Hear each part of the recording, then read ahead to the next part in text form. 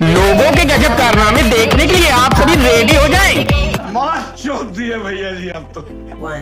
अगर किसी को जिम में ट्रेनर की जरूरत हो तो इनसे संपर्क करें। तो ओके सर, सबको एक्सरसाइज करके दिखाएं।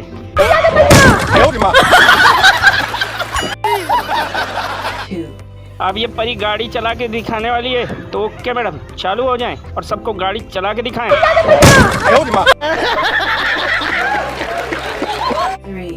अब ये सभी लोग इस पाइप को जमीन के गड्ढे पे डालने वाले हैं, तो आप लोग देखें और इनसे कुछ सीखें। Okay sir, ready.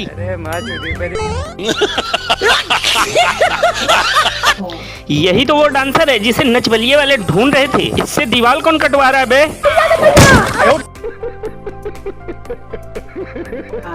अब ये तगड़ा भाई मुर्गी को बचा के ही रहेगा, चाहे जो कुछ भी हो जाए। किसी को भी बचाना अच्छी बात है।